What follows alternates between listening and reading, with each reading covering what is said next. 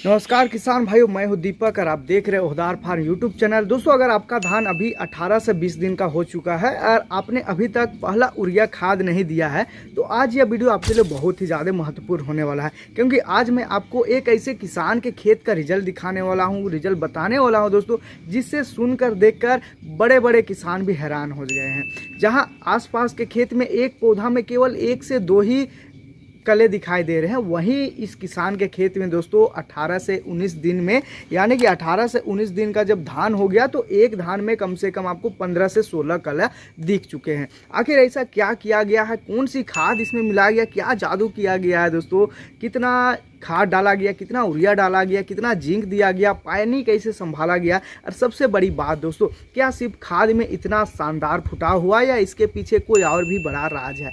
आज की इस वीडियो में मैं आपको पूरी खेती की जानकारी विस्तार से बताने वाला हूँ, यानी खाद डालने के तरीके के ऊपर पूरा विस्तार से आपको मैं बताने वाला हूँ। इसलिए वीडियो को अंत तक जरूर देखें, क्योंकि एक छोटी सी गलती आपकी पूरी फसल का उत्पादन कम कर सकती है। तो दोस्तों, बात करें, हम उस खेत में पहुंच चुके हैं जहां सबसे पहले हमारी नज़र धान के फुटाव पर गई। तो खेत में चारों तरफ हरे भरे पौधे दिख रहे थे। हमने एक पौधा उखाड़ करके जब गिना तो उसमें दोस्तों 1 2 3 4 करते करते 15-16 कले निकल चुके हैं। पहले तो हमें भी यकीन नहीं हुआ कि केवल 18-20 दिन में धान में इतना शानदार फुटाव कैसे हो सकता है। तभी हमने किसान भाई से पूछा कि आखिर आपने ऐसा क्या किया है, क्या मिला दिया है जिससे आपका धान बाकी खेत के धान के मुकाबले काफ़ी अलग दिखाई दे रहा है। तो किसान भाई ने मुस्कुराते हुए कहा कि सबसे पहले अच्छी फसल की शुरुआत खेत की तैयारी से होती है। अगर खेत की तैयारी अच्छी नहीं हुई तो बाद में चाहे कितनी भी खाद डाल लो उतना रिजल्ट नहीं मिलता है जितना कि हम सोचे रहते हैं। उन्होंने बताया कि रोपाई से पहले उन्होंने अपने खेत में अच्छी तरीक़े से सड़ी हुई गोबर की खाद डाल दी थी। लगभग 1 एकड़ खेत में 1 ट्रॉली गोबर की खाद मिलाई गई। इससे जो मिट्टी है वो काफ़ी ज़्यादा नरम हुई, जैविक पदार्थ बढ़े और पौधे की जड़ को मजबूत में ही सुरक्षा या मिलना, शुरुआत में ही मजबूत में ही ये जो शुरुआत है वो मिलना चालू हो गया। उन्होंने कहा कि केवल रासायनिक खाद के भरोसे खेती करने से मिट्टी धीरे धीरे कमज़ोर हो जाती है। यानी अगर हम रासायनिक खाद का ही प्रयोग करें, यानी लगातार 2-3 साल तक सिर्फ हम रासायनिक खाद के भरोसे रहे, तो देखिएगा रासायनिक खाद और गोबर खाद का जो खेत है वो आपको जब रोपाई करेंगे उस टाइम खेत का रंगत ही अलग दिखता है दोस्तों। इसलिए जहाँ संभव हो, जितना संभव हो दोस्तों, आपको गोबर की खाद या अच्छी तरीक़े से सड़ी हुई जैविक खाद, गोबर की खाद, केचुआ खाद इस्तेमाल करना बहुत ज़्यादा ज़रूरी है। इसके बाद हमने उनसे पूछा कि भाई आपने पहला यूरिया अपने खेत में कितना दिया था और कब दिया था। तो उन्होंने बताया कि आजकल बहुत सारे किसान पहले ही बार में 30-40 किलो यूरिया को 1 एकड़ में डाल देते हैं, लेकिन यह हमेशा सही तरीका नहीं होता है। उन्होंने पहले डोज में लगभग 30 से 35 किलो यूरिया प्रति एकड़ दिया, यानी कि 15 से 20 किलो यूरिया कम दिया बाकी किसान भाइयों से। उनका कहना है कि जब शुरुआत में ज़रूरत से ज़्यादा यूरिया देने से पौधा बहुत तेज़ी से लंबा तो हो जाता है, लेकिन मजबूत फुटाव हमेशा नहीं मिल पाता है। इसलिए पहली खाद संतुलित मात्रा में देना सबसे ज़्यादा बेहतर है। आपको हम हर वीडियो में बता दें दोस्तों कि खाद को अब 2-3 हिस्सा में डालें, एक ही बार में पूरा खेत में ना डाल दे ताकि जो फुटाव है वो रुक जाए। तो उन्होंने बताया, आगे उन्होंने बताया कि उन्होंने केवल यूरिया ही नहीं डाला था बल्कि उसके साथ उन्होंने जिंक सल्फेट मिलाया था। उनका कहना है कि धान की फसल में जिंक की कमी बहुत सामान्य होती है। यदि शुरुआत में जिंक की कमी रह गई तो पौधे का विकास काफ़ी हद तक प्रभावित हो जाता है। इसलिए उन्होंने लगभग 1 किलो जिंक सल्फेट जो 33% प्रति एकड़ मिला दिया था। साथ ही उन्होंने कार्बन फ्यूरोन का भी उपयोग किया था। जहां यह स्थानीय नियमों के अनुसार अनुमति प्राप्त होता है वहां पर ही आराम से मिल जाता है, लेकिन अगर आपके क्षेत्र में आसानी से मिल रहा है तो ठीक है, नहीं मिल रहा दोस्तों तो आप अपने कृषि विभाग में जा कर के बात कीजिए और वहां आराम से आपको मिल जाएगा। उनका कहना था कि इससे शुरुआती जो अवस्था है उससे जड़ को काफ़ी ज़्यादा नुकसान पहुंचाने वाले जो कीट होते हैं उसको ये दबाव देता है, यानी कि उसका जो दबाव है उसको काफ़ी हद तक कम कर देता है और जड़ काफ़ी हद तक स्वस्थ भी रहता है। ताकि जो किसान भाई हैं कि जो कीटनाशक का उपयोग करने से पहले अपने कृषि विभाग से ज़रूर पूछें, क्योंकि देखिए जो भी दवाई और जो भी हम बताते हैं आपको वो हो सकता है आपके खेत के लिए उपयोग ना हो सकता है आपका खेत में उसका ज़रूरत ना हो, लेकिन एक बार ज़रूर इस सब चीज़ों का ट्राई करें और अपने क्षेत्र के जो कृषि विशेषज्ञ है उसका अनुसार आप नियम का पालन कर लें। लेकिन किसान भाई जब हमने पूरा खेत देखा तो हमें समझ आया कि केवल खाद ही इस शानदार रिजल्ट का कारण नहीं हो सकता है, असली राज कुछ और था। किसान भाई ने बताया कि उन्होंने 18 से 19 दिन की जब कच्ची नर्सरी था उसी का रोपाई कर दिया, यानी कि नर्सरी को ज़्यादा दिन उसने नहीं रखा। 18 से 19 दिन का जैसे हुआ वो डायरेक्ट रोपाई कर दिए। उन्होंने कहा कि बहुत से किसान क्या करते हैं 25 दिन 30 दिन पुरानी नर्सरी लगा लेते हैं। ऐसा बड़ी नर्सरी खेत में जमने में ज़्यादा समय लगता है और पौधे पहले खुद को संभालते हैं, फिर धीरे धीरे फुटाव होता है। ऐसे में बहुत ज़्यादा टाइम लगता है।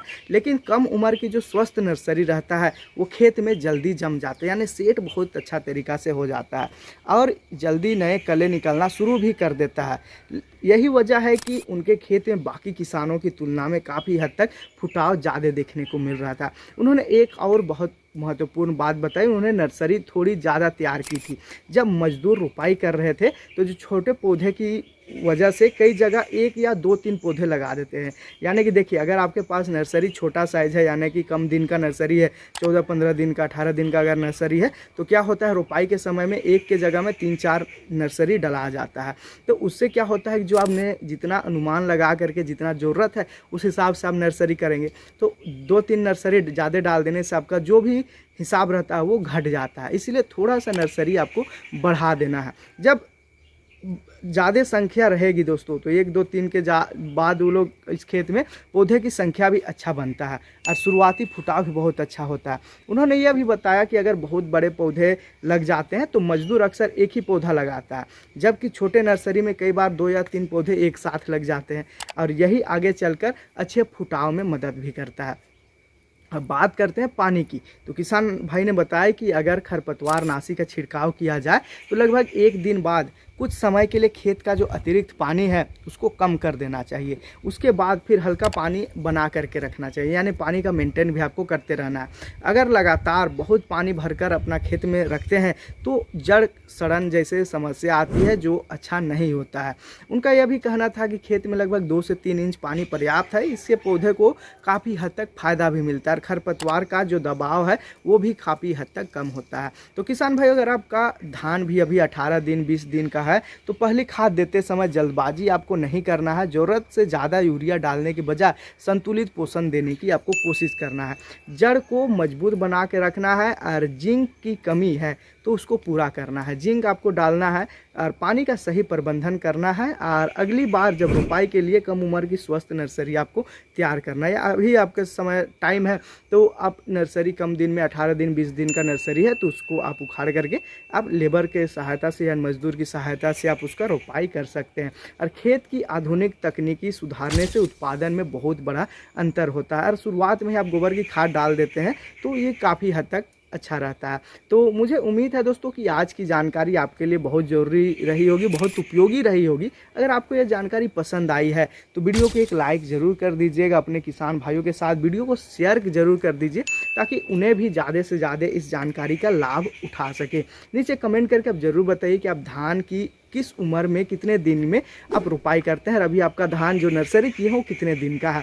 अपने पहली खाद कौन सा दे रहे हैं ये भी आप हमें बताइए, और पहली खाद में आप क्या क्या मिलाते हैं इसके बारे में भी हमें थोड़ा सा डिटेल में जानकारी दीजिए। अगर आप खेती से जुड़ी ऐसी भरोसेमंद, आसान और वैज्ञानिक जानकारी सबसे पहले पाना चाहते हैं दोस्तों तो हमारे यूट्यूब चैनल उधार फार्म को अभी सब्सक्राइब कर लीजिए। और कमेंट में आप ये ज़रूर बताइए दोस्तों कि आप हमारा वीडियो कौन से राज्य, कौन सा जिला और कहाँ से हमारा वीडियो देख रहे हैं। और अभी खेती में आप कौन सा खेती आप लगा रहे हैं, धान के फसल में फंसे हुए या फिर और कोई अन्य सब्जी की खेती कर रहे हैं। दोस्तों हमारा जो चैनल है वो हर दिन कुछ ना कुछ नया वीडियो लेकर आता है, आपके लिए जानकारी वो इकट्ठा करके लाते हैं। कौन सा सब्जी कब डालना है, कौन से फसल में क्या रोग पकड़ता है, इसके बारे में पूरा डिटेल में हम आपको जानकारी देते हैं। हमारा वीडियो में आप एक बार चेक कीजिए कि क्या क्या वीडियो है, तो सारा चीज़ आपको, सारा आपका प्रॉब्लम है वो सब सॉल्व हो जाएगा। और कमेंट करके ज़रूर बताइए दोस्तों कि आप हमारा वीडियो को कहाँ से देख रहे हैं। तो मिलते हैं दोस्तों एक और नई शानदार वीडियो में, तब तक के लिए दोस्तों धन्यवाद।